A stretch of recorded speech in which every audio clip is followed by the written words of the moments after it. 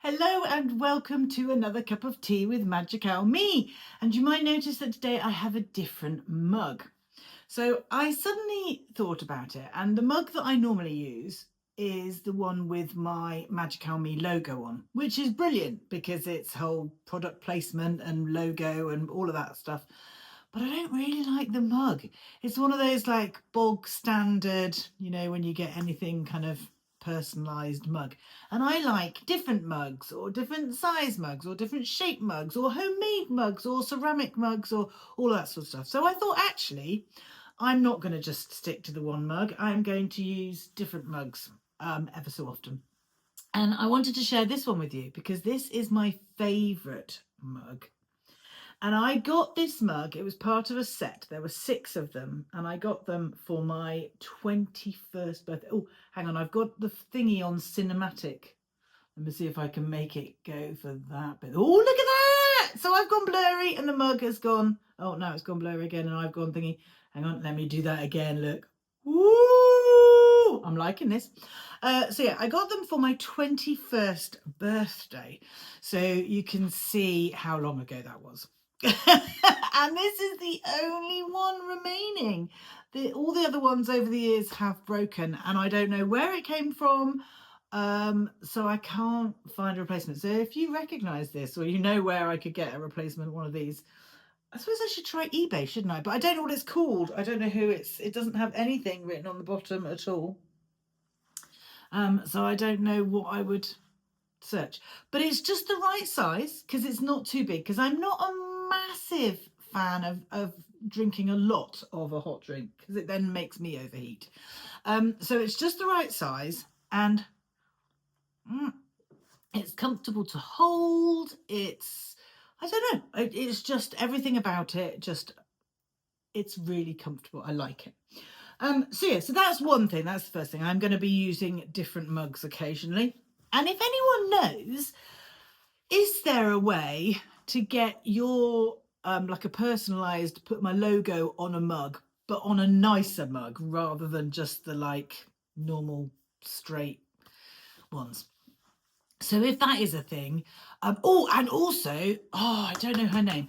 I've just started following. There is an artist, a ceramic maker on Instagram, and she has just done this thing where if you follow her and actually followed her from this particular reel, which was the reel I saw her, what she's doing is if anyone comments followed from this reel, she will look at your Instagram page and get your kind of general vibe and what you're about, and then make a mug that is kind of inspired by your color scheme or by your energy or by whatever it is that she picks up on looking at your page, and then she calls that mug after you.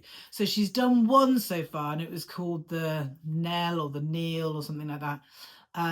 And they're beautiful. So I really hope, how exciting would that be? I'll do that whole thing where you add things. Ta-da! I will add there, and maybe I'll put the link in the description as well. So if you want to go and follow her, or potentially even she might pick you to do a mug in the style of whatever your page is. So how cool is that? I really like that idea. So there's that. There's the mugs. And then also I just wanted to really tell you how much better I'm feeling. So I haven't been keeping regular doing these.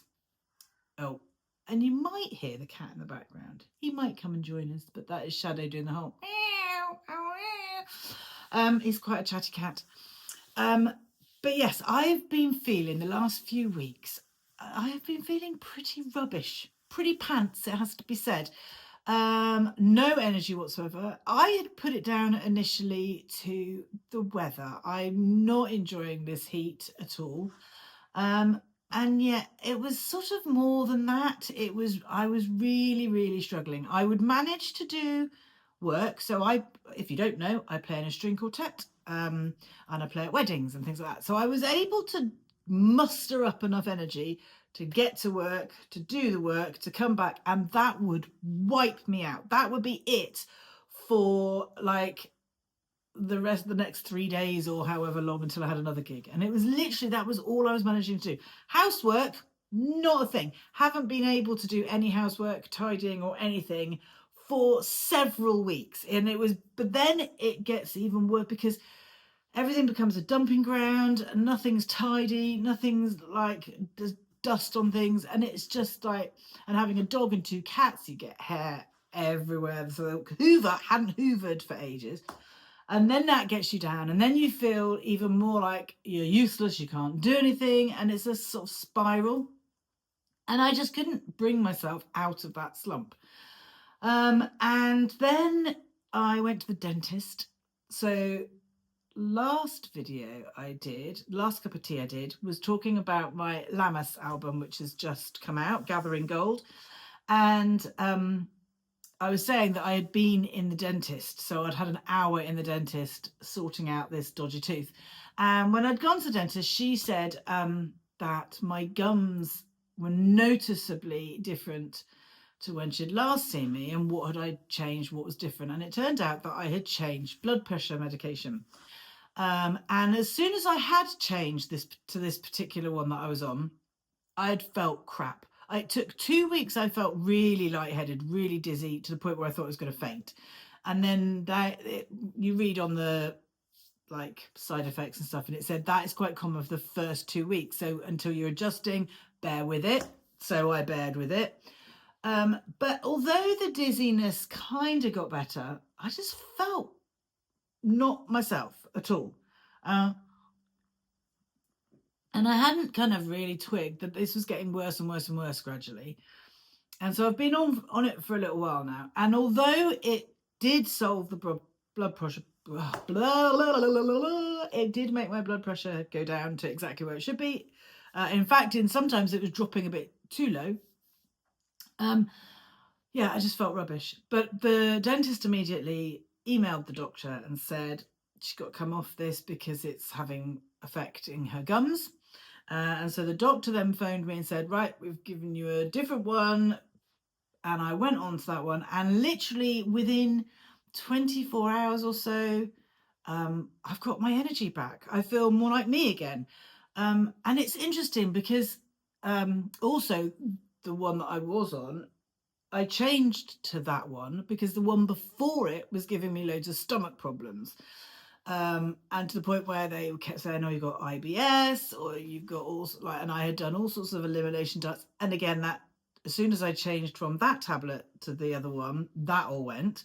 And then this one. So I'm kind of waiting to see if this new one has any impact or any side effects that are not wanted. I think, to be honest, any medication will give you some kind of side effect that you don't want.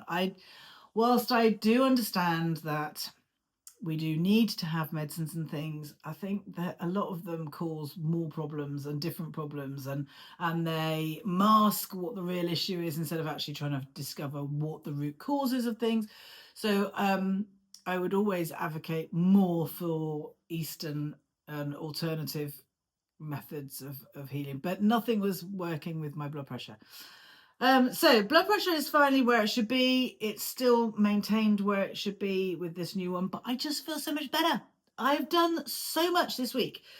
I have cleaned every room of the house, which is not like me. And just, yeah, just feel like me again. So I'm really enjoying that. That's pleasant. So that has been a major thing going on. I also did, I don't know whether in fact, I don't know why I'm saying I don't know whether you watch the shorts that I post as well, because no one really even watches these videos. I think I just do these videos to chat to myself. Because no one's really watching them. No one ever comments on them. So I have a cup of tea with Magicowl me, and no one else does. But if someone does watch it, I have also been posting some shorts recently.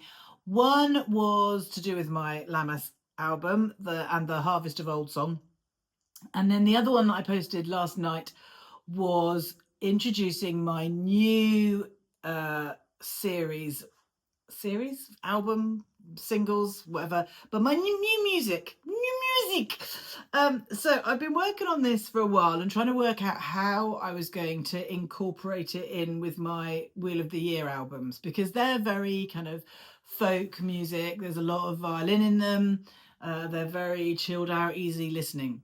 This lot is, I wanted to do some witchy songs, but I didn't want to do the kind of dark, gothic, angry, mysterious, Fleetwood Mac kind of Stevie Nicks style stuff.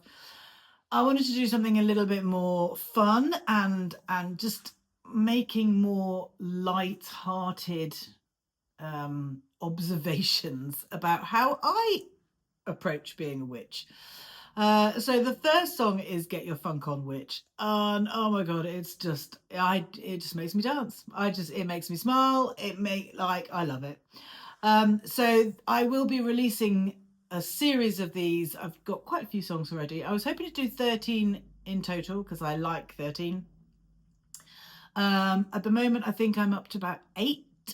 So I will be releasing them as singles every couple of weeks or so, but still doing my Wheel of the Year albums as well when we come to. So obviously we've got the next one will be Mabon in September, then we'll get Samhain in October, Yule in December, Imbolc in February, and then that will be it. We'll be full circle. We'll be back to where I started with Ostara.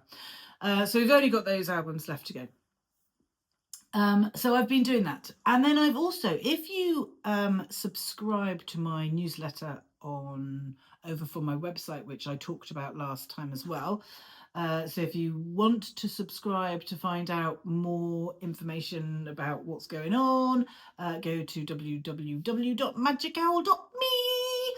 And yeah, subscribe. But if you subscribe this morning, you would have got the letter because they come out every Friday at 8 a.m. And I was saying how I've been also exploring my family tree again this week. So I had previously done quite a lot on my family tree with ancestry.co.uk. And especially on the bull side, I had managed to get quite a long way back to about the kind of 1500s.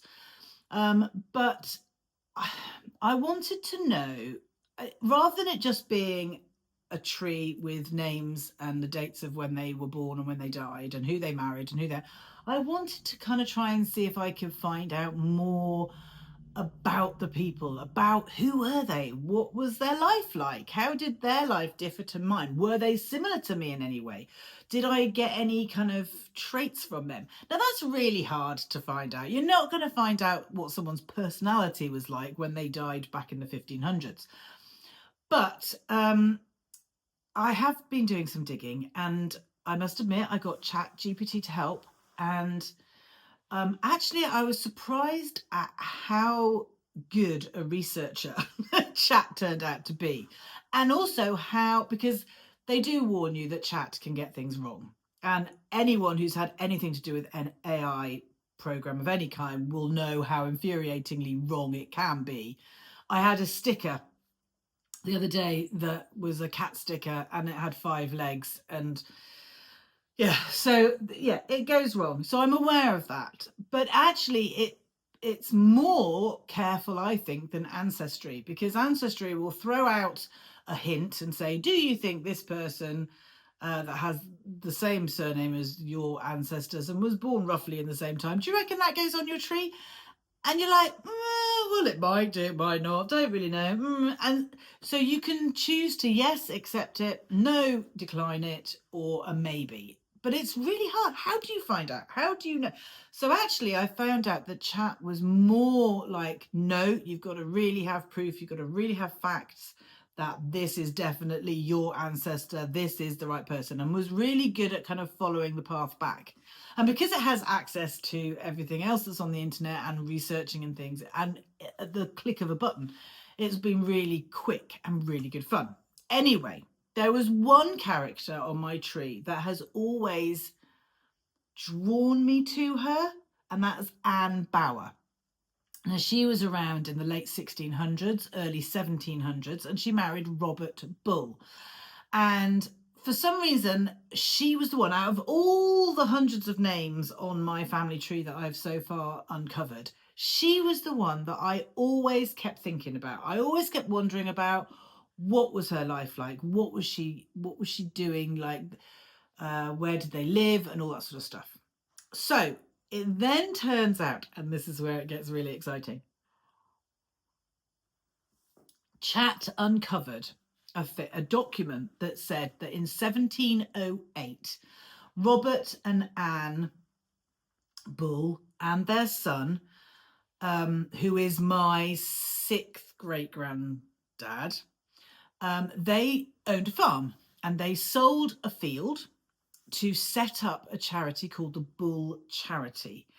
And the whole purpose of this charity was make sure that every Christmas, every year, 10 shillings would be spent on getting bread and food and giving them to the poor people of the village. So this is the village of Cubley up in Staffordshire.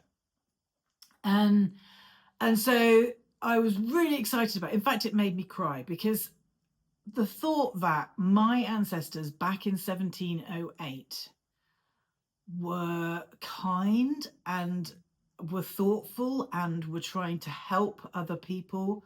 Oh, I tell you, that told me so much more about her personality and what kind of people they were. Anyway, I then wanted to know, how long did that charity last for? Like, did the money run out, or where did it go from there? And Chat managed to uncover that in 1899 it was still going, but it transferred to a different organisation who was then going to carry on running it. I then emailed the local libraries and things like that to ask if they could uncover anything more. And this morning I got an email back saying that yes, they have found that 1708 document. They have that.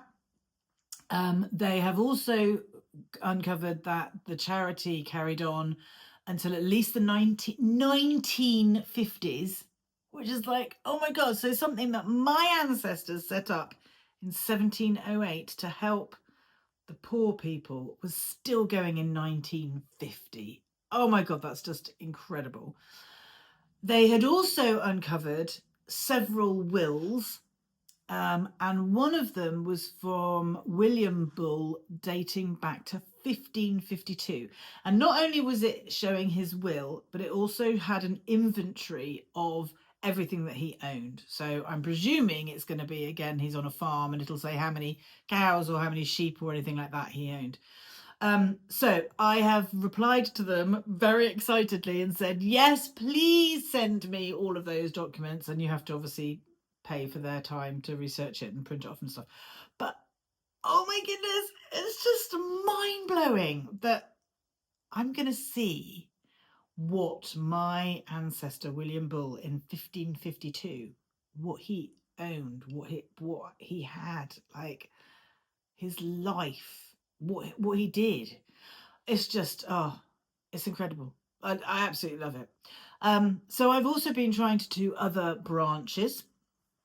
And the mysterious one, which is really intriguing, and I'm not quite sure why we're having so much trouble with it, is my mum's granddad. So my mum's dad's dad. We know when he was born, we know when he died, and exactly the same, the address where he was when he died. We know what he did for a living. We know that he played cricket for Great Horton Cricket Club up in Bradford. But we cannot find anything else. We cannot find even a hint from Ancestry about who his parents would be, which we know who he married. We know her parents and further back, but we can't find anywhere past him, which is really, really weird. I don't know why.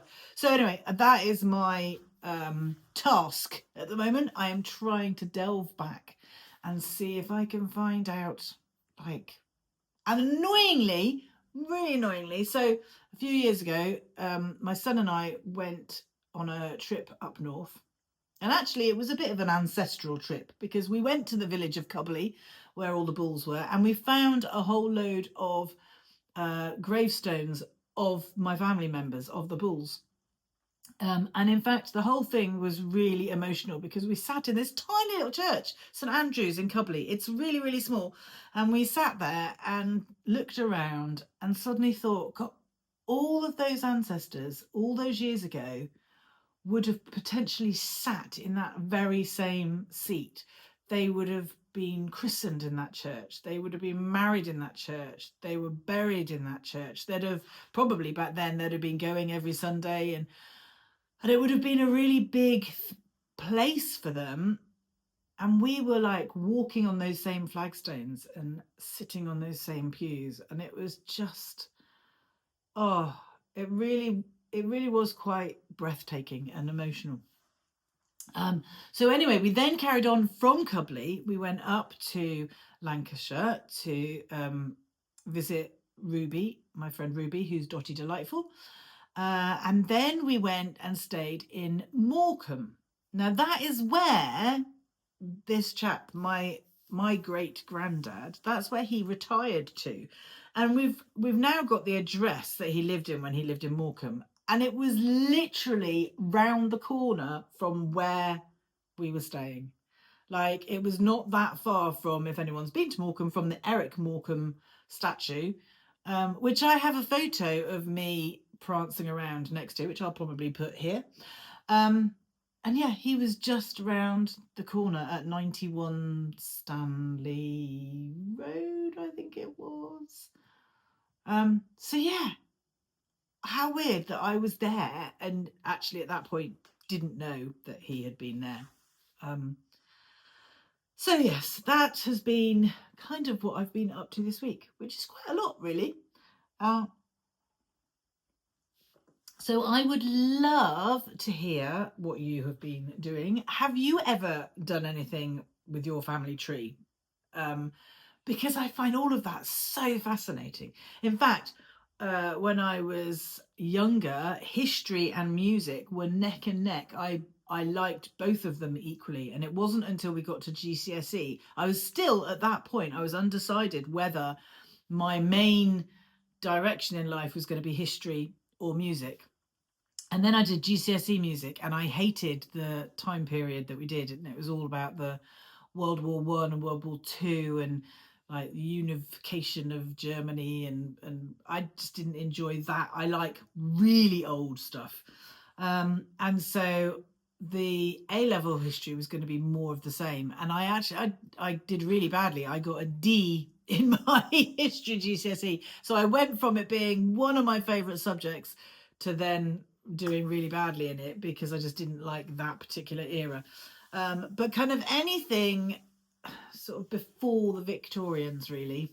But and especially really old stuff. So I loved all the kind of Saxons, Normans, Vikings, Celts, all of that kind of thing. So yeah, so because of that, I ended up music was the direction that I went into, music and English. So yeah, it's interesting how just one thing can completely change the direction of your life. But I've still always had an interest in what's come before us. And certainly connecting these little dots along on my family tree has just been really exciting, and I'm really enjoying it. So I've nearly finished my cup of tea. And I will leave you at that. But yeah, if anyone watches this, I would really like you to comment and yeah, let me know what your views are on the ancestors or anything like that. And go and listen to Get Your Funk On Witch, that little short. I've only done a little tiny, it's just one of the choruses I have put on the short, and the full song will be out. It will be released next Friday, so the 7th of August. It will be available on Spotify, Amazon, iTunes, all of that. So yes, I look forward to seeing you again next time. And I love you and leave you. And goodbye from Magical Me.